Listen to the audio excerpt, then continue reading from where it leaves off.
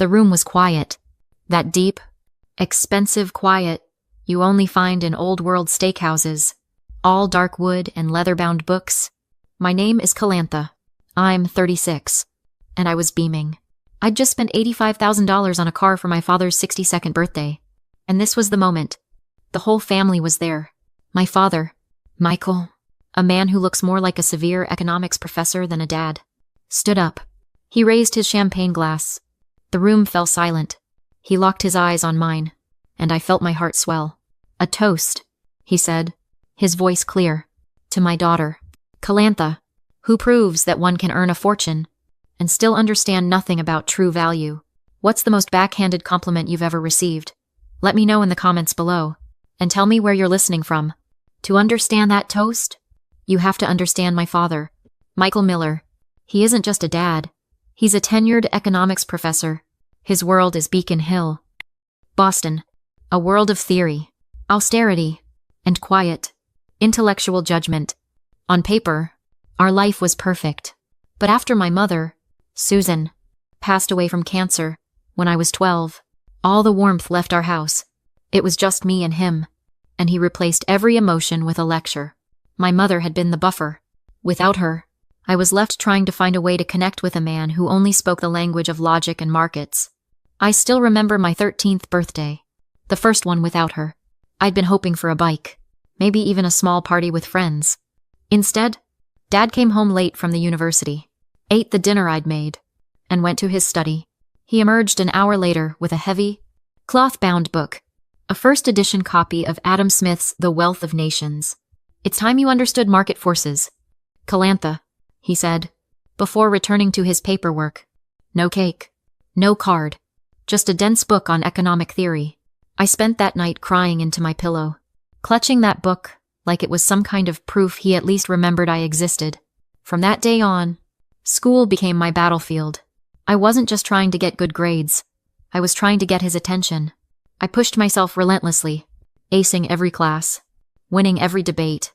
Each achievement was a gift I laid at his feet, hoping for a single, "Well done," or "I'm proud of you."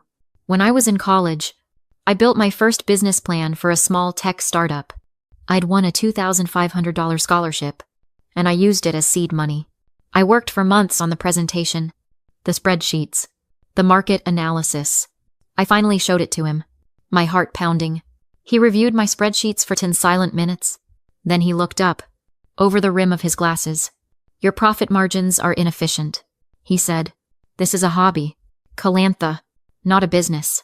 Your $2,500 scholarship would be better invested in a T-bill, a hobby." I took that hobby and I worked myself to the bone. When I finally sold it for millions, I thought, this is it. This is the moment. I called him from Austin, my hands shaking. "Dad," I said. I sold the company. There was a pause. I could hear him breathing on the other end. Then, "Well, don't forget to account for capital gains." That was it. No congratulations. Just a tax tip. My entire life was a ledger. Good grades earned a nod. A science fair win earned a weekend of peace. I was raised in a system of transactions. So, when his 62nd birthday approached, I decided to make the ultimate transaction. I remembered him talking, just once, years ago, about the 1968 vintage sports car he and Mom had always wanted. Their someday car. I found one. A broker in New England sourced it, fully restored, perfect condition. It cost me $85,000. It drained almost all of my liquid savings, but I was convinced it would be worth it. This wasn't just a car. It was a symbol. It was my way of saying, "See, I listened. I succeeded. I can give you the dream you gave up." I was trying to finally buy the one product I'd always been denied his approval. I spent months planning the party, coordinating with the broker, imagining the look on his face. This time, he'd have to see me. This time, it would be different. The camera holds on my face. The smile I'd been holding for an hour doesn't just fall, it shatters. For a second, the world went silent. Then I heard a single, sharp laugh from my Uncle David. My Aunt Karen, sitting next to him, shot him a look that could kill, and he immediately coughed, pretending he'd choked on his water. Across the table, "Linda, My father's new academic girlfriend. Looked horrified. She stared down at her plate as if it held the secrets to the universe. I felt the heat rise in my face. A hot, stinging blush of pure humiliation. I could feel the tears welling, but I refused to let them fall. Not here. Not in front of him. I didn't cry. I didn't yell. I didn't ask why. In that moment, I realized a truth I'd never understood. You don't have to win the argument. You just have to protect your dignity. I stood up slowly. The scrape of my chair against the hardwood floor sounded deafeningly loud in the silent room. I placed my heavy linen napkin neatly on the table, and without a single word, I chose dignity over drama. I turned, and I walked out. I walked past the bar, where people were laughing, oblivious. I walked past the host stand. I pushed open the heavy oak doors and stepped out into the cold, damp Boston night. The air hit my lungs, and it felt like breathing for the first time. I got into the back of an Uber I'd called from the lobby. Only then, in the darkness of the back seat, did I let a single, hot tear roll down my cheek. I wasn't sobbing. I was consumed by a cold, sharp clarity. The next morning, I was in my sterile hotel room at 7 a.m. I hadn't slept. I was just staring at my phone, watching the pale light filter through the curtains. Then it buzzed. A text from Michael, my father. My heart leaped. Maybe it was an apology. Maybe he'd woken up and realized what he'd done. I opened it. The text read, "You created an incredibly awkward situation last night. You embarrassed me in front of Linda." I stared at the words. My blood didn't just run cold. It turned to ice. I embarrassed him. There was no apology, no remorse. Just blame. I didn't reply. I couldn't. What could I even say? 10 minutes later, my phone buzzed again. Text number 2 from Michael. "Linda is very upset. You owe her an apology for ruining the evening." This time, I almost laughed. It was so absurd. The suffocating lack of self-awareness. The sheer nerve of it. I owed his girlfriend an apology. My phone started ringing. "Michael?" I hit ignore. It rang again. Immediately. "Michael." I hit ignore again. A few seconds later, a new text notification appeared. "This is childish. Calantha, I am flying to a conference at noon. I expect you to have the keys and paperwork for the car on my desk before I return. We will discuss your immature behavior then." I read that last text 3 times. He wasn't just unapologetic. He was doubling down. He was demanding the $85,000 gift he had just publicly mocked and humiliated me for giving him. He saw my pain as immature behavior. And that car, he saw it as his right. I read that final text. The demand, the entitlement, the complete lack of empathy. Something in me snapped. But it wasn't an emotional break. It was a professional one. I'm the co-founder of a successful tech company. I know how to sever a bad contract. I picked up my phone, but I didn't text him. I went to my contacts and called James, the classic car broker. He picked up, his voice cheerful. "Ms. Miller, how did he like it? It's a beauty, isn't it?" I took a breath. "It is, James. It's perfect. Listen, there's been a change of plans. I need you to relist the 68.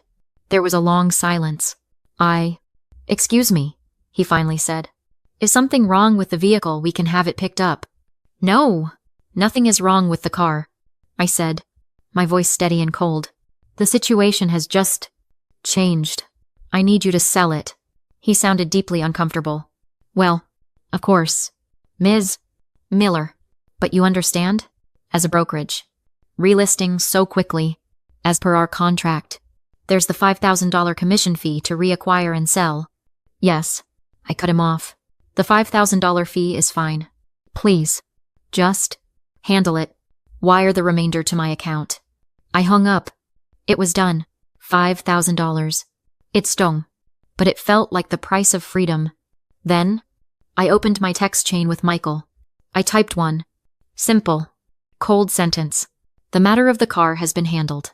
It is being resold by the broker. Do not contact me again." I hit send. Then I blocked his number.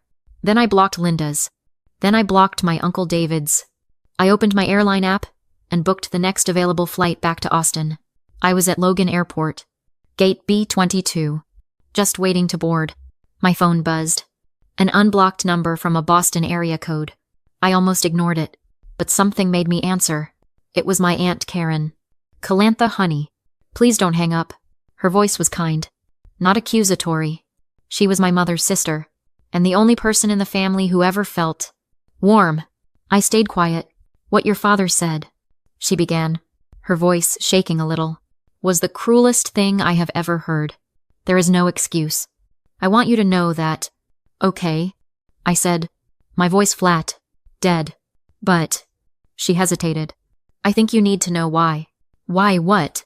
Aunt Karen the first snapped. "Why he's a monster." "No, honey," she said gently. "Why that car?" I waited. What did she mean? Aunt Karen took a deep breath. "That 1968 sports car? It wasn't just his dream car. It was their car. His and Susan's. Your mother's?" My stomach just dropped. I had to lean against the terminal window. I felt dizzy. "He never told you, oh." "Michael," she sighed. "They were saving for it. Calantha. They had a picture of it on the fridge for years. It was their someday car. For when he got tenure and the kids were older." I couldn't breathe. "When your mom got sick," Karen continued, her voice cracking, "all that money, all of it, went to her medical bills. Every last cent. And after she was gone, he never spoke of it again. He took that picture down. He put that dream, and all his grief, into a box, and buried it. He buried everything. He never told me." I whispered. "Of course not," Karen said. And now she was weeping softly. "Honey, when you showed up with that car, with that exact car, you didn't just give him a gift. You resurrected a ghost. You unintentionally dug up the one piece of pain he couldn't bear to look at." She paused, and her next words hit me like a physical blow. "He didn't lash out at you, Calantha. He lashed out at it. At the reminder of everything he lost." My flight started boarding. I just stood there, completely frozen, the phone still pressed to my ear. 2 days later, I was back in my condo in Austin. The sun was streaming through the floor-to-ceiling windows, but my apartment felt cold. I'd been walking around in a daze, processing Aunt Karen's call. The anger was still there, a hot coil in my stomach. But now it was tangled up with this profound, tragic new information. He wasn't just cruel, he was broken, and I had, completely by accident, taken a hammer to the cast he'd built around his heart. I didn't know what to do with that. My laptop pinged. An email? Not from his personal account, which I'd blocked, but from his university address. The subject line just said Calantha. I opened it. The email was short. "Calantha, I have been trying to reach you. You will not return my calls. Please, I need to speak with you." I stared at that one word. Please. In 36 years, I had never heard my father use that word. Not to me. Not to anyone. It wasn't a demand. It wasn't a lecture. It was a request. I picked up my phone. My hands were shaking, but I felt strangely calm. I unblocked his number and I called him. He picked up on the very first ring, as if he'd been holding the phone. "Calantha," his voice. It wasn't the booming, confident, professor's voice that echoed in lecture halls and across dining room tables. It was small, thin. It was the voice of an old man. "I got your email," I said, my own voice steady. I don't know what to say," he stammered. The car is gone. Dad." There was a long pause, and then he let out a breath that sounded like it had been trapped in his chest for 20 years. "Good," he whispered. That shocked me. Good. I couldn't have looked at it. This was it. This was the opening. Why not, I asked, even though I already knew the answer. Because of Mom. He was silent. I could hear his strained breathing. I don't know how, he finally whispered. You don't know how to talk about her, I pushed. And the anger, that familiar, righteous anger, started to rise again. So, you humiliate me instead, is that how it works? You call me valueless in front of my entire family, in front of your new girlfriend.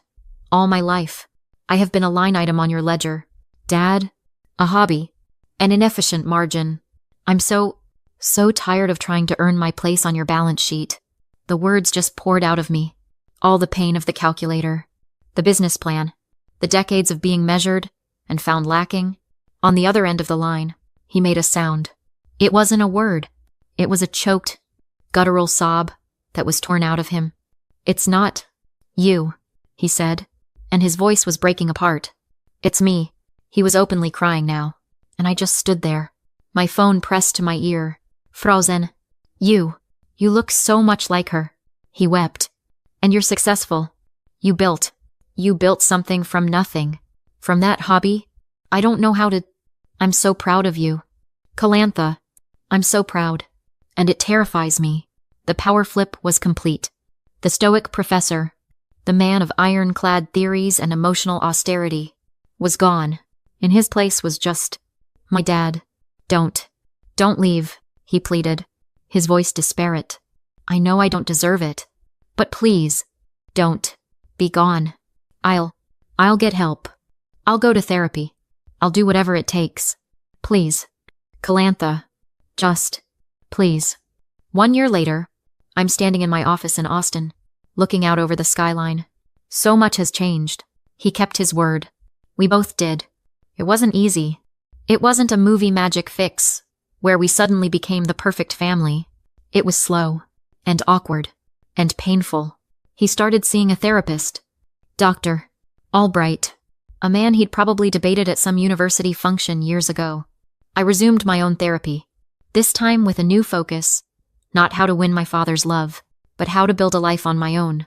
My therapist helped me understand the concept of emotional inheritance. My father, she explained, was raised by cold, severe parents. He was given emotional poverty. It's all he had to pass down. After Mom died, he had nothing left to bequeath but silence and theory. Our work, my therapist said, wasn't about him finding love for me. It was about him learning a new emotional language from scratch. At 62 years old, our relationship isn't perfect, but it's real. We talk, really talk, about once a week.